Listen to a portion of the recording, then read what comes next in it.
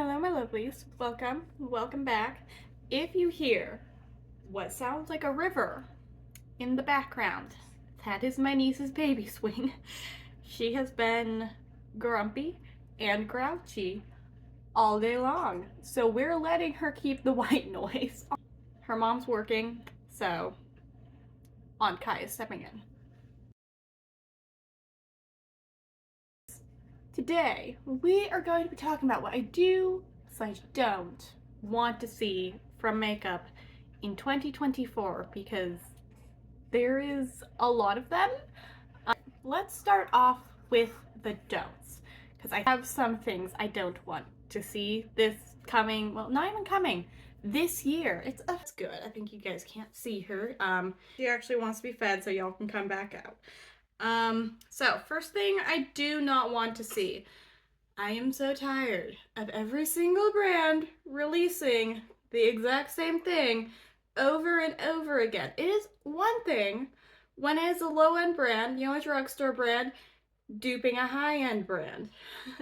But when the high-end brands are duping the high-end brands and then making it somehow at a more expensive price point, yeah, no, I'm done with that. I am so incredibly just exhausted of those freaking Charlotte Tilbury face wands. I want powdered products. Is that too much to ask? So another thing I'm just done with seeing is mainstream brands stealing from indie brands. I'm so incredibly tired of other people taking the artwork of a far smaller person and just using it. Especially when they're like a large corporation. That's okay. As a small writer, a small author, it would break my heart if someone who was at the level of like Rick Riordan, Brandon Sanderson, Leigh Bardugo, who's a J.K. Rowling, if one of them were to take my book, my pride and joy, and then rewrite it with their characters, not even changing the plot remotely, yeah, that would break my heart. So the way I view it is every single makeup brand that is not owned by a corporation, that is not in it solely for money, that's in it for some passion, if they get their work stolen, they're gonna feel that exact same way. And I'm done with seeing it. It's like we see this so often where it's like, it's a really crap move, okay? Like, it annoys me. It bugs me. But I need to calm down because I have a baby in my arm who can sense frustration. She's eating. I did not think that would be what it was because she had just eaten, but it was adorable. But you guys will never see her because she is a child, and until she is 18, not my choice to make if she wants to come on here. The final thing I don't want to see any more of in 2024 is people shaming people for wearing makeup that is out of trend. I see so much where it's like people talk smack about people who still wear foundation or like heavier coverage foundations, and I'm like, does it affect you, madam? No. If someone is still wearing like 2016 makeup, they get like I don't want to say they commonly get trashed, but they almost like, I've seen it happen. They occasionally do get kind of smack talked, and I'm just super done with that. 2024 should be the year where we slow down the trend cycle. It's not good for anyone. It's not good for creators. It's not good for brands, in my opinion. It's definitely not good for the planet. I don't want to see any more of like these like 1 week, 1 trend things. I want to see it like 1 month a trend at this point. I would be happy with that. I'm not even asking for quarters. I am asking for a month, and I don't think that's too much to ask for. But 2024 should be the year where we just stop shaming people. Oh wow. I do have a fourth thing. I want to see us move away from IP collaborations. I know a lot of people love them. I just don't. They're not my favorite thing about makeup, if we're being honest. I mean, if a makeup brand were to come to me and be like, hey, we want to do an IP for your books, I would be like, oh my gosh, yes. But at the same time, we don't need like 10 Alice in Wonderland collaborations coming out in a year. I feel like IPs, they need to space them apart some. I mean, we are getting the same IP 2 times in a year. Like, didn't Glamlight just launch a Scooby-Doo collection? Why is Wet and Wild doing one, you know? Like, I'm tired of seeing them. Also, yes, I'm in a far better mood now. I definitely am. She has that effect on me. I'm done with IP collabs. Can we move forwards? Especially with like Scooby-Doo and Alice in Wonderland. It's getting overdone. Okay, so starting off are the things that I do want to see. And I want to preface this by stating I do not have a problem when it is a low-end brand duping a high-end brand, okay? And this is why I want to see 3 palettes from Alter Ego. Number 1, the Yucca. Number 2, the Xenon. Number 3, Pretty Grunge. I will get into all of them in their own little individual tapes, because otherwise this one piece of footage will be way too long.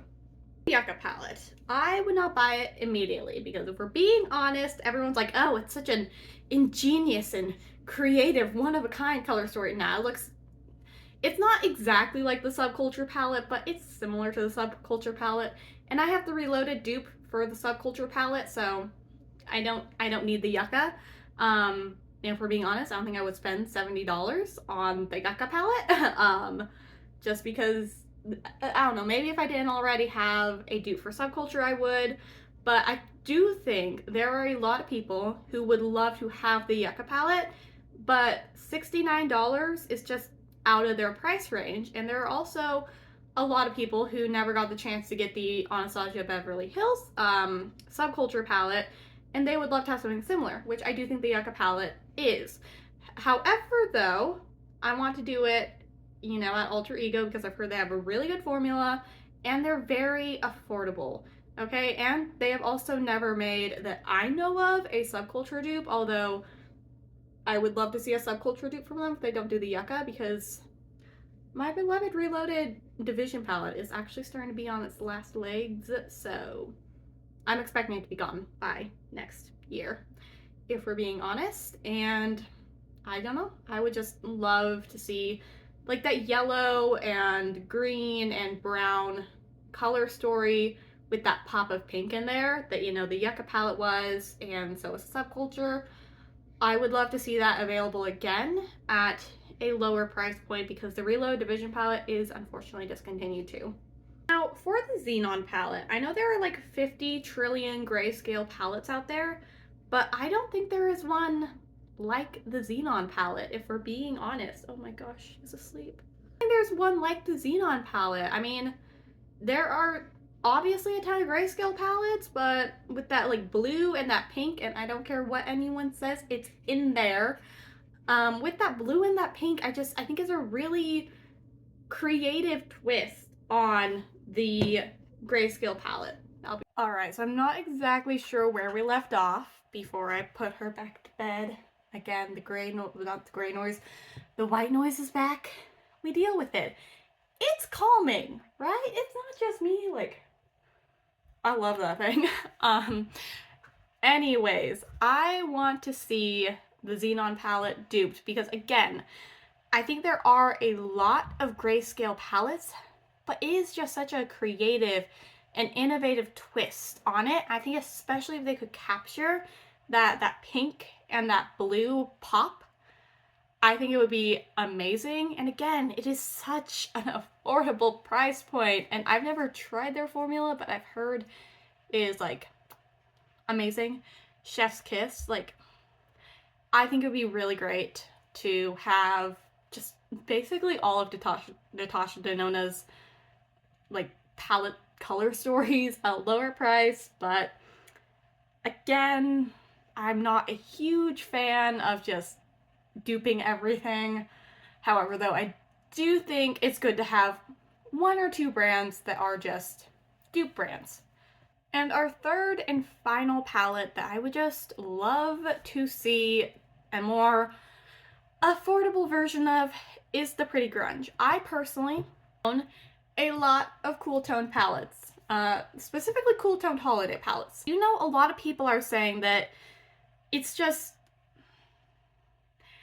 the Pretty Grunge just has something to it. I mean, I own 2 holiday cool tone palettes and like 3 non-holiday ones, so I'm pretty set. But most of the palettes that I own, they were limited edition or they just aren't available anymore. They've been discontinued.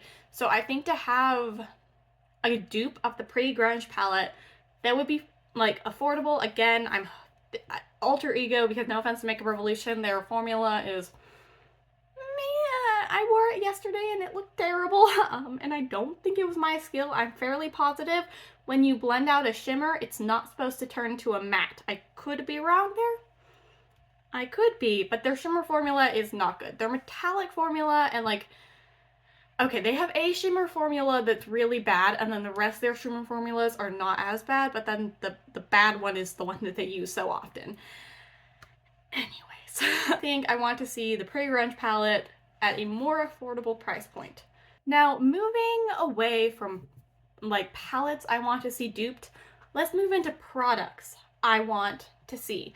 I would start off with eyeshadow palettes, but I'm not gonna lie, I think there's, if you want something, you can find it. Yeah, like, you can. But there are some very specific products that I wish we could see more of, and I'm gonna get into them, because there are quite a few.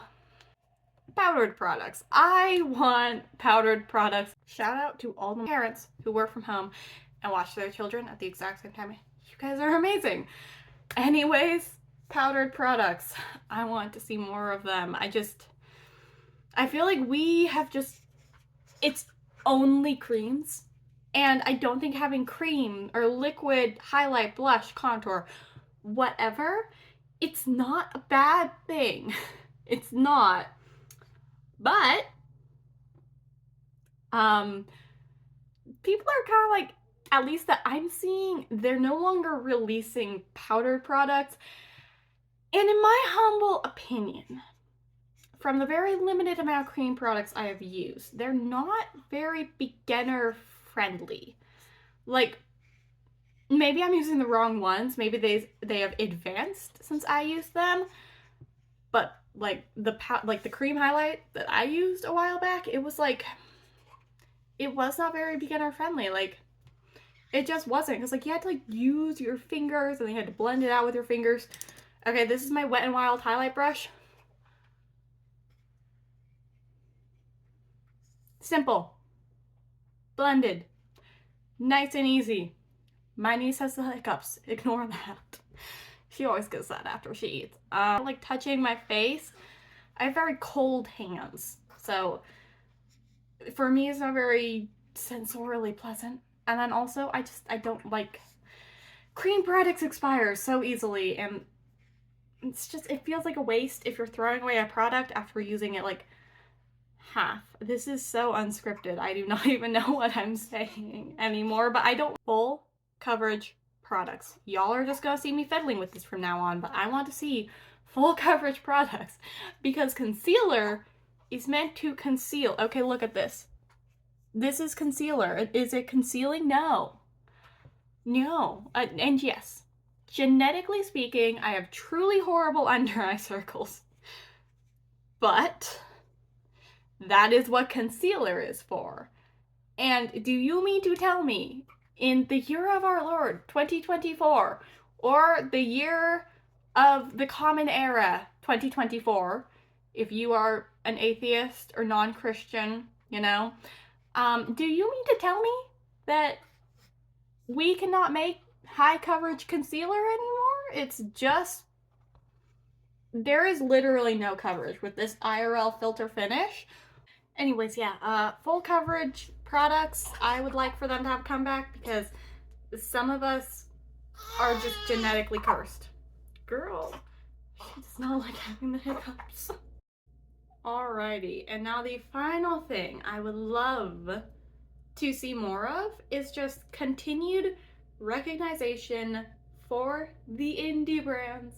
I feel like in 2023, at the very end at least, we started to see these indie brands become more mainstream, right? We started to see like Odin's Eye and Ensley Rain they started to pop up on some bigger, oftentimes more mainstream, like not brands, pages, channels. And I think that they should continue to stay in the mainstream, mostly because I am an indie author, and indie authors support indie brands. That's all I'm saying. Saving up money to buy from a couple.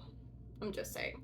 I think Moira Cosmetics definitely started to like push this off with their like, what was it that really got them into like their, what palette was it?